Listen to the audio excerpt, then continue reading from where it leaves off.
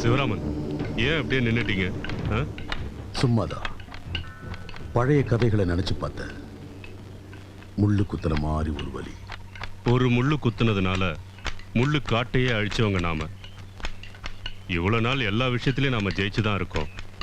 ஆனா இன்னைக்கு உங்க கையை விட்டு சங்ககிரி ஜமீன் போயிடுச்சுல்ல. கோர்ட்டு தீர்ப்பு இல்லையா காளிங்கராயா? ஒத்துக்கிட்டு தான் ஆகணும்.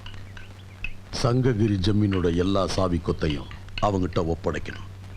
அப்புறம் நாம வெளியில வந்துடணும். வர்றது ஒண்ணு நடுத்தெருவுக்குல்ல, பெரிய பங்களாவும் அந்த ஜமீனுக்கு மேல 10 மடங்கு சொத்து நமக்கு இருக்கு. ஆனா அதுக்கு முன்னாடி நான் செய்ய வேண்டிய வேலை ஒண்ணு பாக்கி இருக்கு. எங்க அப்பாவோட தங்கச்சி பசங்க சங்ககிரி ஜமீன்ல திரும்ப வந்து குடியேறிட்டு போட்டு, அது நீண்ட காலத்துக்கு நிலைக்க போறதில்ல. ஆனா இன்னைக்கு குடியேற வர கூட்டத்துல அவன் இருக்கக்கூடாது. முத்து வேலு, நீ ஒரு நல்ல நண்பன். அவன் கதையை முடிக்கிறதுக்கு உன்னால முடியுங்கிற விஷயத்த எனக்கு நிரூபிச்சு காட்டு. என்ன, நீ அதை செய்ய மாட்டியா? நான் அவனை பாத்துக்கிறேன், கவலைப்படாம போங்க. சங்ககிரி ஜமீன் வீட்டு நடு ஹாலுக்கு முத்துவேலோட பணத்தை கொண்டு வரப்ப நீங்க அங்க இருக்கணும். இவ்வளவு நாள் துள்ளி குதிச்சவன் ஒடுங்கி கிடக்கிறத நீங்க பார்க்கணும்.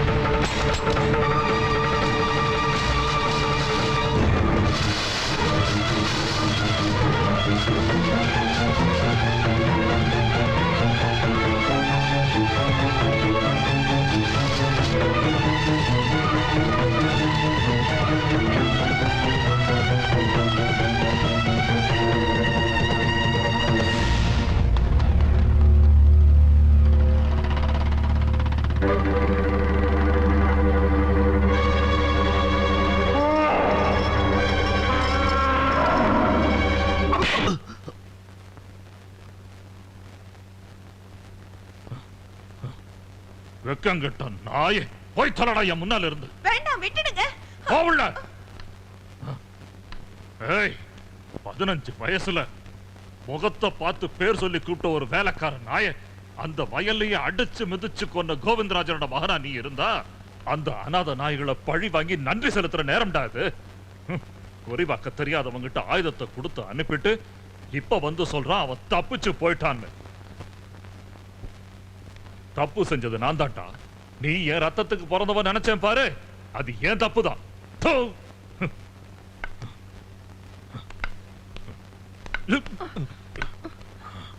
ஏன் மாமா இப்படி எல்லாம் நடந்துக்கிறாரு? யாரையாவது கொலை பண்ணிட்டு ஏன் புருஷன் ஜெயிலுக்கு போடுமா? பகையை மனசுல வச்சுட்டு அலையிறாரு. 84 வயசுல இப்படிப்பட்ட வேலையெல்லாம் தேவை அவருக்கு? மூடி வாய, அறிவு கெட்டவளே. அவர் கோவப்பட்டதுக்கு காரணம் இருக்குடி. நேத்துக்கு பேஞ்ச மழையில முளைச்ச காளாலாம் அவர் முன்னாடி துள்ளும் போது அவர் மனசு என்ன வேதனைப்பட்டிருக்கும். கடையில 4 8 தேங்காய் பத்தை வித்துக்கிட்டு இருந்த ஒன்ன மாதிரி பொம்பளைக்கெல்லாம் அது புரியாதடி. மானத்தோடையும் மரியாதையோடையும் வாழ்ந்த குடும்பம் இது. இல்ல வசந்தி, உள்ள போ. இல்ல. ஓடி உள்ள.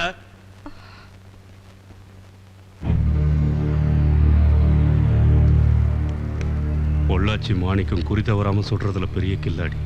அவன் குறிய தப்புன்னு நான் நினைக்கல.